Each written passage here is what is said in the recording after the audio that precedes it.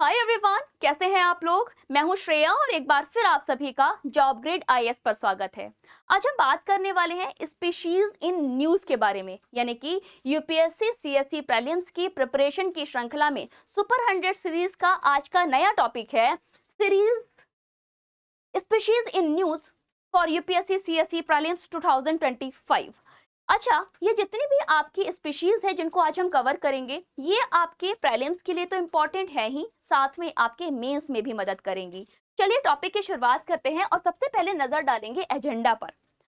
आज की सीरीज में जिसका पार्ट 1 आज हम कवर कर रहे हैं, इसमें सबसे पहले हम बात करेंगे द ग्रेट इंडियन बस्टर्ड के बारे में। सेकंड हम बात करेंगे द हिमालयन ब्राउन बियर के बारे में। उसके बाद vulture in India, coral leaf, crocodiles and the pangolin के बारे में हम डिस्कशन एक एक करके करने वाले हैं।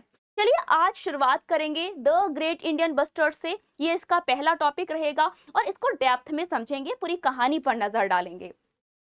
साथियों, ये जो ग्रेट इंडियन बास्टर्ड है, सबसे पहले मैं उनका एक बार चेहरा दिखा देती हूँ। ये है वो ग्रेट इंडियन बास्टर्ड जो कि भारत में आज के समय में गंभीर रूप से संकटग्रस्त है। एक ऐसा पक्षी जिसे एक समय पर हमारे देश के राष्ट्रीय पक्षी के रूप में घोषित करने के लिए इसका नाम सजेस्ट डॉक्टर सलीम जी के द्वारा किया गया था और आज के समय पे वही पक्षी संकटग्रस्त रूप में है। चलिए इसकी पूरी डिटेल को समझेंगे और कहानी की तह तक जाएंगे।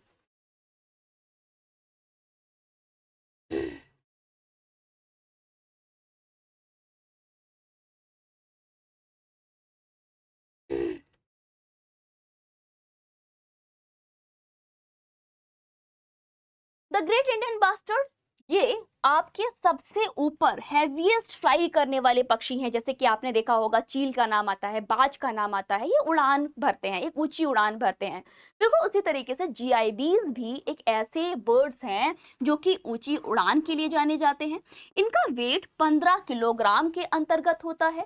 वहीं पर एंडेमिक टू द इंडियन सब कॉन्टिनेंट, ये इंडियन सब कॉन्टिनेंट के अंतर्गत पाए जाते हैं। अगर हम भारत की बात करें तो भारत में सबसे ज्यादा ग्रेट इंडियन बास्टर्ड आपको पता है कहाँ पर पाए जाते हैं? गाइस ध्यान रखिएगा, राजस्थान में सबसे ज्यादा ग्रेट इंडियन बास्टर्ड पाए जाते हैं और यहीं पर इनका सबसे प्यारा हैबिटेट है, यानी कि एक ऐसी जगह है जो कि इनको सबसे ज्यादा पसंद है और यहाँ पर ये रहना पसंद करते हैं। लेकिन गाइस अभी हुआ क्या है, ये जो आपके ग्रेट इंडियन बास्टर्ड हैं, राजस्थान में भी इनकी संख्या कम हो गई है और उसके पीछे कई सारे कारण हैं। कौन कौन से कारण हैं इसके बारे में तो हम बात करेंगे ही करेंगे, लेकिन ना केवल राजस्थान बल्कि महाराष्ट्र की बात, सॉरी मध्य प्रदेश की बात कर लीजिए, गुजरात की बात कर लीजिए, ये वो सभी राज्य हैं जहां पर ग्रेट इंडियन बस्टर्ड्स पाए जाते हैं। Found in dry grassland. अच्छा, इनका कौन सा वो हैबिटेट है जो कि इनको प्यारा है? ध्यान रखिएगा, ये ग्रासलैंड्स में रहना पसंद करते हैं, ये आपके स्क्रबलैंड्स में रहना पसंद करते हैं, जहाँ पर बहुत ज़्यादा गर्मी होती है वहाँ पर ये वास करते हैं। और चलो अब एक बार इनके डिस्ट्रीब्यूशन और हैबिटेट की तरफ नज़र डालते हैं। अगर हम भारत की बात करें तो भारत में ग्रेट इंडियन बास्टर्ड जो कि बहुत कम रह गए हैं गाइस, ये राजस्थान के डेजर्ट नेशनल पार्क में पाए जाते हैं और इनको बचाने के लिए ना एक प्रोजेक्ट जीआईबी भी शुरू किया गया था। वहीं पर गुजरात में, मध्य प्रदेश में, कर्नाटका में, आंध्र प्रदेश में, ये वो राज्य हैं जहां पर जीआईबीज देखे गए हैं। लेकिन अगर हम अभी की बात करें तो प्रेजेंट टाइम पर हमारे देश में मात्र 173 जीआईबी रह गए हैं, जिसमें से जो फीमेल हैं उनकी संख्या और कम हो गई है। अगर हम 2024 के आंकड़ों पर नजर डालें तो 2024 का आंकड़ा बताता है कि हमारे देश से जो फीमेल जीआईबी है ना, वो माइग्रेट हो रही हैं, लगातार माइग्रेट हो रही हैं। और लास्ट ईयर जो 2 इसकी फीमेल थी वो आपकी पाकिस्तान में पाई गई थी। इसी के साथ में यहाँ पर 2 एग्स भी प्राप्त किए गए थे जो कि एक चर्चा का विषय बने थे। सवाल ये खड़ा हुआ था कि हमारे भारत देश में जहाँ पर एक प्यारा सा हैबिटेट जीआईबी को मिलता है तो ये माइग्रेट क्यों कर रहे हैं? ऐसी कौन सी कंडीशन है जिसकी वजह से ये डेजर्ट नेशनल पार्क से लगातार प्रवास की ओर जा रहे हैं? अगर फीमेल जा रही हैं तो पीछे पीछे मेल भी जाएगा और ये एक बड़ी चिंता का विषय बन गया है। चलते हैं नेक्स्ट पॉइंट की तरफ। देखो ये देखा है, नेक्स्ट पॉइंट है Pakistan. Some parts prefer arid and semi arid grassland. कुछ ऐसे जीआईबी होते हैं जो पूरी तरह से हरे या फिर पूरी तरह से सेमी हरे, यानी कि थोड़ा सा मिक्स कहना चाहिए, सूखा और पीले पत्ते वाला और ग्रीन पत्ते वाले, ऐसे ग्रासलैंड में रहना पसंद करते हैं। नेक्स्ट है गाइस, डेंटिफिकेशन एंड कैरेक्टरिस्टिक के बारे में बात कर लेते हैं। गाइस डेंटिफिकेशन मतलब नाप तोल के बारे में, इनके मेजरमेंट के बारे में बात करते हैं। इनका जो लुकअप है ना, उसकी लंबाई की अगर बात करें तो ये 1.2 मीटर्स के अप्रॉक्स लंबे होते हैं। अप्रॉक्स 4 फीट इनकी लंबाई होती है। इनकी लंबी सी गर्दन होती है बिल्कुल बगले के जैसे, और इनके पैर भी लंबे लंबे होते हैं, है ना। अगर इनके सेक्सुअल डाइफॉल्स की तरफ नजर डालें तो ये मेल और फीमेल दोनों ऐसी कंडीशन में होते हैं जिससे इनको बड़ी आसानी से पहचाना जा सकता है, यानी कि इनके रंग अलग होते हैं, इनके फरों के रंग अलग अलग होते हैं। तो ये ब्राउन कलर के जो आपको जीआईबीज देखने को मिलते हैं, ये आपके मेल जीआईबीज होते हैं। बिल्कुल उसी तरह से अगर ब्राउन नेक मिल जाए तो समझ जाइए कि ये फीमेल आपकी जीआईबी है, ठीक है। ओमनीवेरस डाइट के बारे में बात करें तो ये आपके कहना चाहिए नॉन वेज और वेज दोनों खाने का काम करते हैं, यानी कि eat arthropods, worm, small mammals, reptiles and some plant matters, यानी कि दोनों तरह की डाइट को ये लेते हैं। ओके गाइस, अब हम बात करते हैं ऑब्जर्वेशन स्टेटस के बारे में। देखो इनकी IUCN कंडीशन कैसी है, क्रिटिकली इंडेंजर्ड कंडीशन है ना, क्योंकि इनकी संख्या लगातार कम होती जा रही है। सिटीज की बात करें तो ये अपेंडिक्स 1 में आते हैं, वहीं पे वाइल्ड लाइफ प्रोटेक्शन एक्ट 1972 के तहत इसे शेड्यूल 1 में क्रिटिकल इंडेंजर्ड में रखा गया है। अच्छा, अब समझेंगे कि जो ग्रेट इंडियन बास्टर्ड हैं, इनकी इतनी थ्रेटन कंडीशन हो क्यों रही है। असल में साथियों, सबसे पहले हमें कुछ पॉइंट्स को देखना पड़ेगा। पहला पॉइंट्स है कोलिजन विद पावर लाइन। देखो जो हमारा राजस्थान वाला क्षेत्र है ना, वहां पे पवन चक्कियां पाई जाती हैं, वहां पे लंबे लंबे पावर लाइन पाए जा रहे हैं। हम रिन्यूएबल एनर्जीज पर काम कर रहे हैं, जिनसे टकराकर, जिन तारों से टकराकर उन्हें करंट लग रहा है और इनकी मौत हो जा रही है। वहीं पर विंड टरबाइन के ब्लेड से टकराकर इनके पर कट जा रहे हैं, ये घायल हो जा रहे हैं। नेक्स्ट है loss of grassland habitat.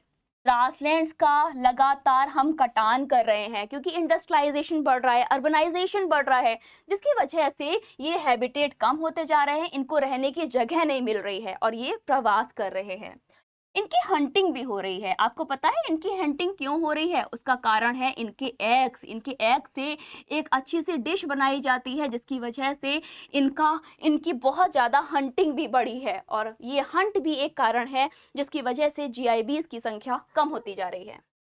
Mining and human development, जैसे जैसे खनन का काम हो रहा है, ह्यूमन डेवलपमेंट हो रहा है, अर्बनाइजेशन बढ़ता जा रहा है, इनका रहने का क्षेत्र कम होता जा रहा है, ये संकटग्रस्त होते जा रहे हैं। ओके गाइस, अब हम बात करेंगे कि कंजर्वेशन एफर्ट्स क्या क्या लगाए गए हैं। ध्यान रखिएगा, राजस्थान सरकार ने, जैसे कि आपको ध्यान होगा, एक आया था प्रोजेक्ट टाइगर, है ना, एक आया था आपका प्रोजेक्ट टाइगर। बिल्कुल उसी की तर्ज पर जीआईबी को बचाने के लिए राजस्थान गवर्नमेंट की तरफ से प्रोजेक्ट जीआईबी शुरू किया गया था। बिल्कुल उसी तरह से राजस्थान गवर्नमेंट के द्वारा इन जीआईबीज की पॉपुलेशन को बढ़ाने के लिए और बचाने के लिए एक प्रोजेक्ट शुरू किया गया था, जिसे लोकल लैंग्वेज में गोदवन के नाम से जानते हैं।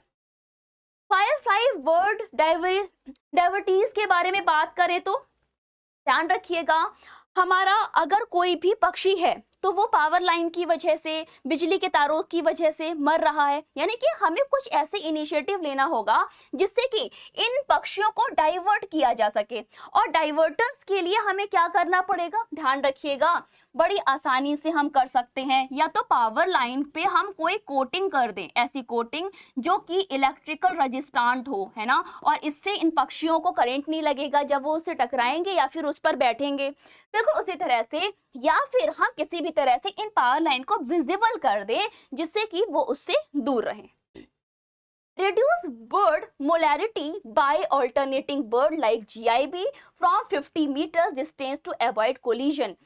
इनके टकराव को बचाने के लिए हमें कुछ ऐसा करना चाहिए जिससे कि जीआईवी जहां पर पाए जाते हैं उस क्षेत्र से लगभग 50 मीटर दूरी पर कोई अलर्ट डाइवर्टर लगाना चाहिए, जिसकी मदद से ये पक्षी वापस लौट जाएं या फिर उस क्षेत्र में ना आए जहां पर संकट है।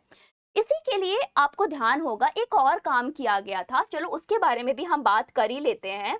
आपको ध्यान है राजस्थान में जब ये पता चला था कि भाई जीआईबीज हमारे यहाँ कम होते जा रहे हैं, तो उस टाइम पर राजस्थान सरकार के द्वारा एक मुहिम चालू की गई थी। पता है वो मुहिम क्या थी? एक सेकंड रुको।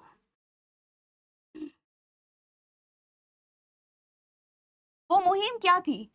ध्यान रखिएगा गाइस, जो डेजर्ट नेशनल पार्क था ना, उसके आसपास के क्षेत्र में, उसके आसपास के रीजन में ये डिसीजन लिया गया था कि जो हमारी पावर लाइन है या फिर इलेक्ट्रिसिटी की जो लाइंस पड़ी हुई हैं उसको अंडरग्राउंड किया जाएगा। और अंडरग्राउंड करने का जो लक्ष्य था उसका कारण था इन पक्षियों को बचाना। और इस पूरे क्षेत्र में जो कि डेजर्ट नेशनल के आसपास था, उन सभी पे बिजली के तारों को जमीन के अंदर कर दिया गया। ओके गाइस, इसी के साथ अब चलते हैं कुछ लास्ट स्लाइड की तरफ। अगर आप अभी तक हमारे सोशल मीडिया से नहीं जुड़े हैं तो गाइस जुड़ जाइएगा, जिससे कि सारे नोटिफिकेशन आपको ऑन टाइम मिल जाएं। जैसे कि जॉब ग्रेड हो गया, जॉब ग्रेड आपका फेसबुक पर मिल जाएगा, यानी कि आप अगर फेसबुक पर हैं तो हमें जॉब ग्रेड से सर्च कर सकते हैं। इंस्टाग्राम पे जॉब डॉट ग्रेड से, ट्विटर यानी कि एक्स अकाउंट पर जॉब ग्रेड से, और यूट्यूब पर जॉब ग्रेड के नाम से आप इसे सर्च कर सकते हैं।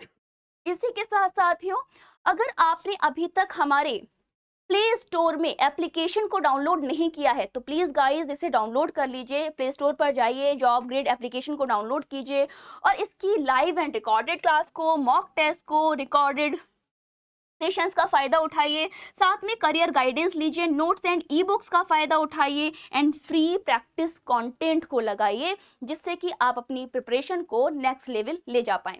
चलिए साथियों, ये था पूरा टॉपिक। आई होप आपको अच्छा लगा होगा। सेशन कैसा लगा प्लीज कमेंट करके बताइएगा। अच्छा लगे तो भर भर के शेयर कीजिएगा। और चलिए अभी के लिए बस इतना ही। तब तक stay tuned, stay safe, have a goodbye, see you by next video. Thank you all.